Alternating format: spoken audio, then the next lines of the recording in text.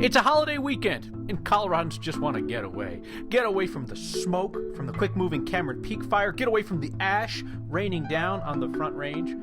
So let's escape to a place where orange is not a sky full of impending doom, but rather stands full of Broncos fans. They're finally letting in on their plans on when fans can return.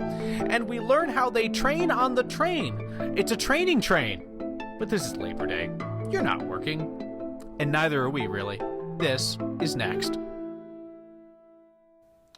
Between the wildfire smoke in the air and the feedlot scent that's blowing in on the cooler breeze, Denver literally smells like flaming feces right now, which seems very on brand for 2020. The smoke and the ash in the air are coming from the Cameron Peak fire west of Fort Collins. It more than doubled in size today. It is now 89,000 acres. That's about 139 square miles. It's had a bit of an apocalyptic look to it for the last couple of days. Fire managers said today they're hopeful that tomorrow's snow is going to be able to kind of stall this fire's move to the east, but there is simply too much of it to be extinguished by one snowstorm. New evacuation orders in rugged and rural terrain are there in the red areas. That includes Red Feather and Crystal Lakes. There are also voluntary evacuation orders for people living in the areas in yellow. You see Fort Collins there on the other side of Horsetooth. This is the fire that has turned our air orangish and had ash fluttering down all along the Front Range. We'll discuss that in depth in just a moment. So the Denver Broncos' 50-year sellout streak's about to come to an unofficial end because fans will not be allowed at next Monday's season opener against the Tennessee Titans. Now, the rules may change in time for people to pack in there for Tom Brady's visit 2 weeks later. Our Marshall Zellinger has been doing the socially distanced math. You're used to seeing Mile High, I'm not paid to call it that corporate name, stadium like this, as a building. Because of COVID, it's better to look at it like a blueprint and a calculation. The state's own COVID-19 website has a social distancing space calculator. It helps estimate what capacity would be allowed for indoor and outdoor venues, assuming you get your variance approved. And since people will be free to move around, this formula takes into account a 12-foot separation instead of the 6-foot social distance that's been a mantra for 6 months. The calculator comes with a warning. It's for entertainment and planning purposes only. It does not allow you to violate existing public health orders, which currently limit outdoor venues to no more than 175 people. To use the calculator, you just need to know the square footage of the venue. Based on the construction documents, Mile High's 6th-level square footage is 1.8 million. So let's type in 1.8 million square feet. The calculator defaults to exclude 30% of the space for furniture, equipment, and displays. Our estimate is 8,750 people. Let's drop it to exclude 0% of the space. What would be the estimate for 1.8 million square feet without any barriers? The formula spits out 12,500 fans. But we're overestimating here because that 1.8 million square feet includes not just the seats, but the field and the concourse and other areas where fans cannot sit and watch the game. If you're like me, you're thinking, wait, the Broncos can try to allow fans outdoors for a game? What's going on with Bandimere Speedway? Why can't it have more than 175 spectators? The answer seems to be permission. Before Bandimere's first attempt at that July 4th event, Jefferson County tried to get another variance from the state's limit to allow more people for outdoor events. The state put variances on hold because of an increased caseload of COVID-19, and the state sets the limit. You ask permission to go beyond the limits, but you need permission granted first. Kyle. All right. Marshall, I would love to ask you a question, but before that happens, we need to pay to upgrade your wireless plan because right now it's terrible. Thank you, Marshall. We'll talk tomorrow. Hey, speaking of fans and stadiums, there are no fans watching the Rockies play at Coors Field so far this year. You can tell that from the camera angles within the game. You will not see that perspective from overhead in the air. That's not unusual. So we give you a bird's eye view of Coors Field all the time, but not when games are being played. During games, goes back a ways now, the FAA puts a temporary flight restriction in place, a TFR. So no aircraft, including our own helicopter or drones, can fly within 3 nautical miles of the stadium during a game. TFRs were originally required by Congress after 9/11. We got to thinking about it this week. Is the TFR, because of all the fans in the stands, the concern about, what happens if an aircraft goes down or something like that? If that's the case, you wouldn't think that they would need a flight restriction for a game with no fans, because after all, we can fly over when they're just practicing and there's the same number of players on the field. The TFR is still in effect. 9 News aviation analyst Greg Feith told us, yep, that's the U.S. government and that's how these things work. Any open-air event space that could have a lot of people in it, so Coors Field or Mile High or Red Rocks, they have these flight restrictions in place. And it's not like they look at each event and ratchet it down if it's, say, a weekday game at Coors that might only have a couple thousand fans in the stands on an afternoon. If the stadium is being used for a game, it's a no-fly zone. Though they will lift that TFR if a game is ever postponed or canceled. Let's take a look at the situation with COVID-19 in our state. We try to give you these daily updates so that we're never accused of burying bad news or not telling you about the good news. So yesterday, a little under 1.8% of COVID-19 tests in the state came back positive. Our 7-day moving average on positivity is 2.68%. It's very good by the measure of health experts. It's down from over 3% around this time last week. We also show you hospitalizations, because that figure, instead of cases, tells you about the people who are most seriously ill. There are 139 people currently hospitalized for COVID-19 in our state. That number has really plateaued off over the last few weeks, and our 7-day moving average on hospitalizations is 140.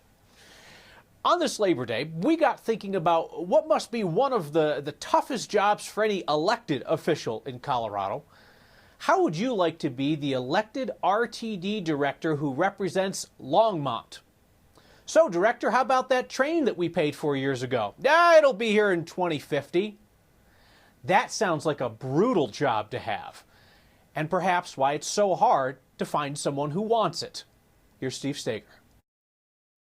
RTD has, in my opinion, a contractual obligation with the taxpayers to... That's Austin Ward's take on a vote that happened in 2004, back when he was in elementary school. The 24-year-old CU grad who's been driving buses for RTD for the past 4 years thinks he can get that train moving. I recognize their frustration with RTD. Ward wanted to run for RTD's District I board position on this November's ballot.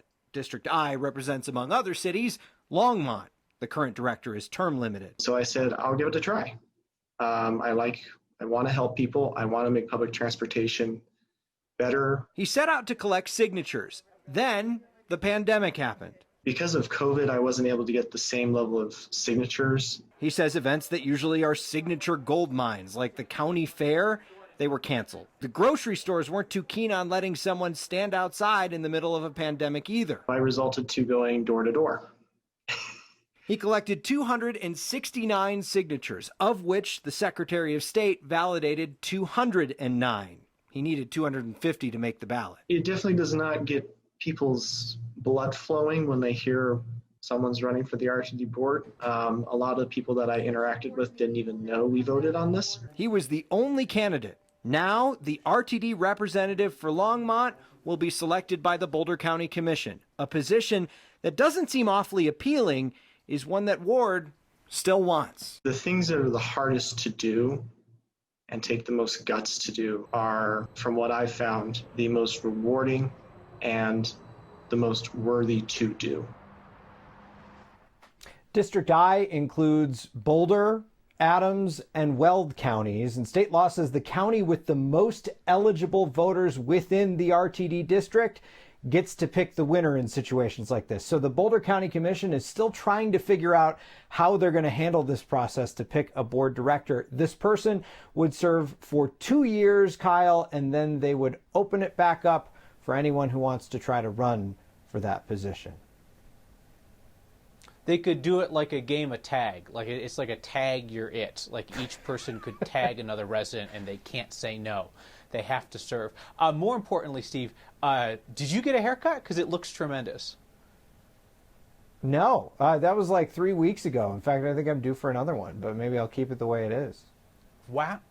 Oh, no, dude, the sides are tight. It looks real nice. It looks real nice. Yeah, just ride that wave, baby. Yeah. Thank you. All right, we'll talk tomorrow. I will. So, I love the fact that Colorado's general reaction to going from 90 degrees and ash raining from the sky one day to snow and freezing cold the next day is like, yeah, sure. Because this entire year has been a bingo card of things we don't need. And we long ago filled it up and we yelled bingo, but 2020 won't quit. The pandemic isolation, the pandemic anti-maskers popping droplets in public, the economy, famous people we love dropping like flies. You got the anarchists and the right-wing militias thirsty to fight in our streets. You have actual dumpster fires lit in Denver by riot-curious protesters. And we ran out of toilet paper. This year has been like a face-first fall down a spiral staircase. So yeah, raging wildfires dropping ash out of the sky like a biblical plague, followed by snow and frost killing our gardens, our lone respite in this barren hellscape of a year. Yes, of course it's happening. We'd almost be surprised if it didn't. You bet your ash there are worse things than photos of snow-covered patio furniture. This sad scene covers the Front Range. Those particles in the atmosphere from the Cameron Peak fire, as well as from the California fire, is covering and blanketing the entire continental U.S. We'll go inside how mountain fires haul ash all the way down to Denver. And a recommendation on the great chili debate next.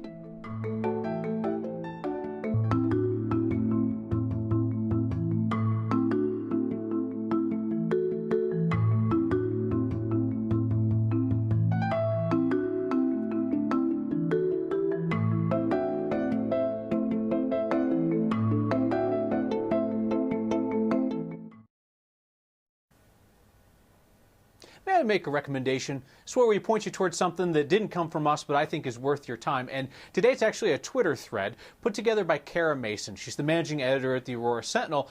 But this is about Pueblo, where she is originally from. She loves that city, and she loves that part of Colorado, and wanted to highlight its role in the supposed green chili debate between Colorado and New Mexico. Specifically, she feels like Pueblo's kind of been cut out of the picture, because it's not really Colorado versus New Mexico. It's Pueblo chili versus Hatch chili, and she wants Pueblo to get its due. We'll repost her thoughts on the next Twitter account, and includes a link to an article on how that chili is linked to Pueblo's identity.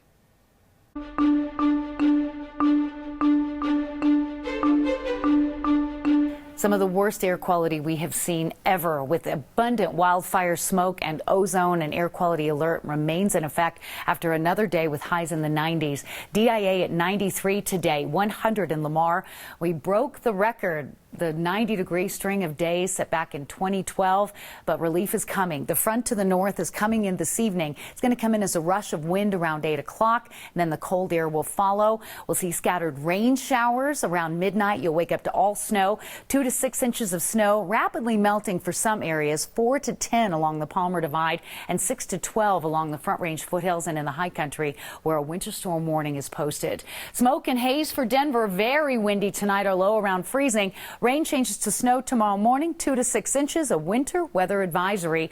Tomorrow night, lows in the 20s, a hard freeze expected. Tender plants and vegetation will need protection, and then we break out of it. A warming and drying trend with sunshine, highs back in the 80s by the weekend. So, not sure if this has been mentioned enough, but yeah, 90s today, hard freeze tomorrow, tender vegetation and all that stuff. Of course, everybody knows that because we all did the same exact thing over the weekend. We took a screenshot of our weather app, the 9 News one is very nice, and posted it on social media. Oh, look at this, look at this, look at this. Our Corey Reppenhagen, though, he prefers his posts in poetry. Corey Reppenhagen is on the weather beat. It will break the heat and perhaps a few warm hearts. It's September snow. That was Corey Reppenhagen on the weather beat. We are living in a pretty dark sky area right now. Yeah, I mean, it's a constant twilight today in Fort Collins. Darkness isn't the only thing that falls in northern Colorado today. Ash has been raining down from the sky. We'll take you inside the science of raining ash next. Corey Reppenhagen is on the Weather Beat. Ash and orange skies, flames of Colorado drought. Pause now for a freeze. That was Corey Reppenhagen on the Weather Beat. Thought if there's ever a day when we should do a double dose of that, it's today, right? It's crazy yesterday in Denver. It looked like snow at one point, the way that white ash was falling and swirling in the air. It's been seen all along the Front Range from the Cameron Peak fire. We asked two scientists to explain why this fire has ended up raining its receipts all over us.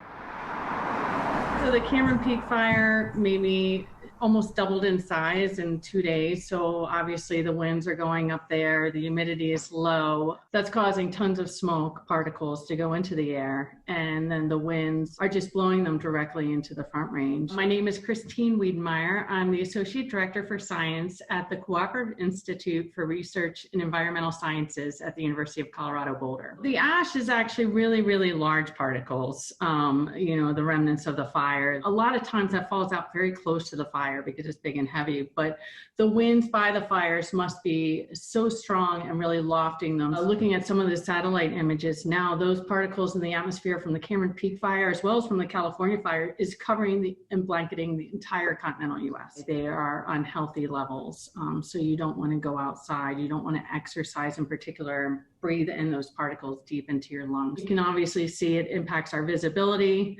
it changes the amount of sunlight that can get through our atmosphere. We are living in a pretty dark sky area right now. My name is Camille Stevens-Ruman, and I'm an assistant professor at Colorado State University in the Forest and Rangeland Stewardship Department. I found, whole needle size, small leaf size pieces falling from the sky. A lot of it has to do with kind of how the clouds are accumulating and where the moisture those kind of atmospheric layers are developing. We live in burnable landscapes, right? As much as we like to pretend they aren't, we do. And I think as we experience more and more of the effects of climate change, this is going to continue to be our reality, unfortunately.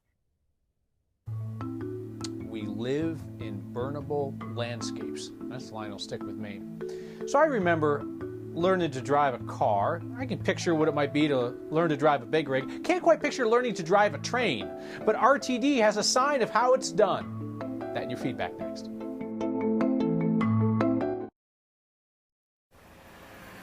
It's a sign that even train tracks have a learning curve. May we introduce you to the training train. Denverite's Kevin Beatty spotted the training train, he assumes with a trainee on board. It was at the convention center last week. In case you were curious, because we certainly were, there is no one specific RTD training train. Any train can be a training train when there are trainees to train on the train. RTD always puts a little sign out front to let riders know that that train is not in service. Becky writes in and says, I'm currently running the swamp cooler while I stack wood up here in Genesee. What a weird 24 hours we're in for. Should I fire up that thing tomorrow? I think I probably should. Maybe throw on a nice sweater. And Cassandra says, about this crazy year, I laugh because otherwise I gotta cry, and laughing means I don't have to take off the mask. I love her perspective. See you warm and cozy next time.